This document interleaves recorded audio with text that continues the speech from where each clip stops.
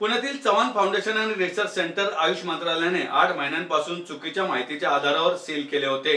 हे सील उघडण्याचे आदेश सत्र न्यायालयाने दिले असल्याची माहिती सेंटरचे प्रमुख निसर्गोपचार तज्ञ डॉक्टर सुनील चव्हाण यांनी पत्रकार परिषदेत दिली आहे। डॉक्टर सुनील चव्हाण यांचं निसर्गोपचार ट्रेनिंग सेंटर खानापूर येथे आहे। इथं शिकणाऱ्या एका विद्यार्थ्याने आयुष मंत्रालयाकडे या सेंटर विरोधात खोटी तक्रार केली होती। या तक्रारींची कोणतीही शहानिशा न करता आयुष मंत्रालयाने हे सेंटर सील केलं होतं। त्यामुळे आमचं मोठं नुकसान झालं असं डॉक्टर सुनील चव्हाण यांनी पत्रकार परिषदेत सांगितलं। या प्रकरणात पुण्यातील एका माजी आमदारानं कारवाईसाठी आयुष मंत्रालयाला पत्र दिलं होतं, मात्र आयुष मंत्रालयाने कोणतीही कागदपत्र न बघताच कारवाई केली। वकिलांशी चर्चा करून जे या कारवाईला कारणीभूत आहेत त्यांच्या विरोधात अब्रू नुकसानीचा दावा दाखल करणार असल्याचं डॉक्टर चव्हाण यांनी सांगितलंय। चव्हाण म्हणाले, सहाय्यक संचालक आयुष पुणे यांनी बेकायदेशीरपणे चव्हाण फाउंडेशन व रिसर्च सेंटर सील केले होते।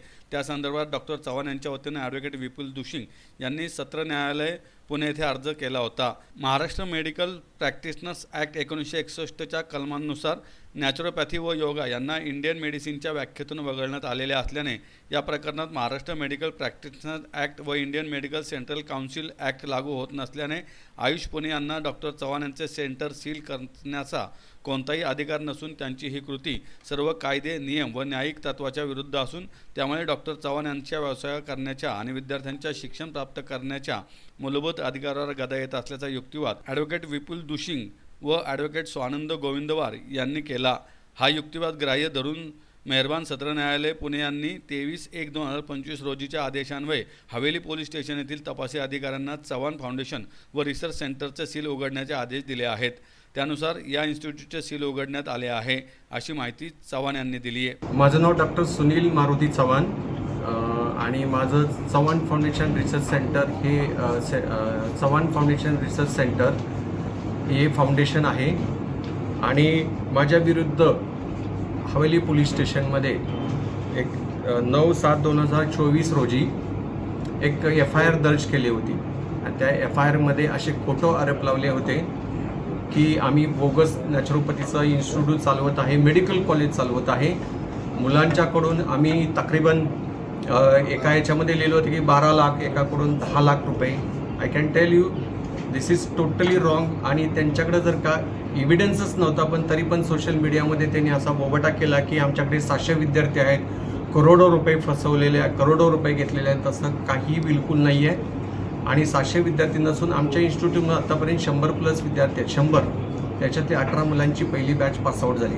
एनिवे, आम्ही सत्र न्यायालयामध्ये आम्ही गेल्यानंतर 23/1/2025 रोजी सत्र न्यायालयाने आम्हाला सील उघडण्याचा आदेश दिला होता कुणाला, हवेली पोलीस स्टेशनच्या अधिकाऱ्यांनी, आणि आमचं सील उघडलेलं आहे। आता आमची जी पुढची जी कारवाई आहे हेच आहे की आमच्या विरुद्ध जे काय ज्या लोकांनी प्रतिस्पर्धी लोकांनी जे आमच्या विरुद्ध जे कारस्थान केलेलं आहे त्याच्यामध्ये सायदी पुरवठे आहे किंवा अजून काही मुलं असतील किंवा काही आमचे इन्क्लुडिंग आमच्या इन्स्टिट्यूटमध्ये शिकवणारे काही प्रोफेसर पण त्यांना मिळालेले आहेत, त्यांच्यावर नक्कीच आम्ही कारवाई करणार। आणि 1961चा कायदा नॅचरोपॅथीला लागत नाही हे आयुष मंत्रालयाने त्यांचा कुठलाही पुरावा याच्यामध्ये दिला नाही आहे कोर्टामध्ये।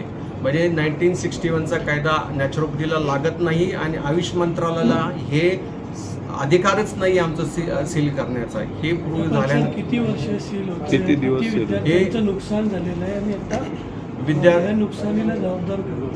याला आमचं जे नुकसान झालेलं आहे, आमच्या इन्स्टिट्यूटचं नुकसान झालेलं आहे, आमची तिथली जी जागा आहे त्याचा रेट वगैरे पकडलं तर फार मोठं आयुष मंत्रालयच ह्याला कारणीभूत आहे, कारण त्यांनी कुठलाही पेपर पडताळून न देता न करता आमच्यावर त्यांनी ती कारवाई केली होती। सर, आम्ही पॉलिटिकली त्यांचं नाव घ्यायचं म्हणजे आम्हाला थोडंसं डिफिकल्टच आहे, पण आमदारांनीच आयुष मंत्रालयाला लेटर दिलेलं होतं की असं आहे।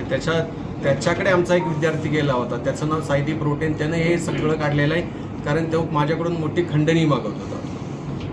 किती दिवस सील होता? कितीची खंडणी होती ती काय? सर, त्यानं नॅचरली खूप सारे आमच्या लोकांना अप्रोच केलेलं होतं, कोणाकडून 16 लाख, कोणाकडून 19 लाख रुपयाचे, त्यांनी भरपूर लोकांच्याकडून त्यांनी केलं होतं, पण आम्ही न दिल्यामुळे याच्यामुळेच हे सगळं कारस्थान झालेलं आहे. आम्ही या ठिकाणी आरोग्यमंत्र्यांना भेटणार आहोत आणि त्यांना हे सर्व प्रकरण सांगणार आहोत आणि ज्या पद्धतीने आयुष मंत्रालयाने कारवाई केली त्याच्यामध्ये त्यांनी जो हस्तक्षेप केला त्याच्यामध्ये त्यांच्यावर जो पॉलिटिकल दबाव होता हो आम्ही या ठिकाणी मंत्र्यांना सांगणार आहोत आणि आम्ही त्यांच्याकडे न्याय मागणार आहोत.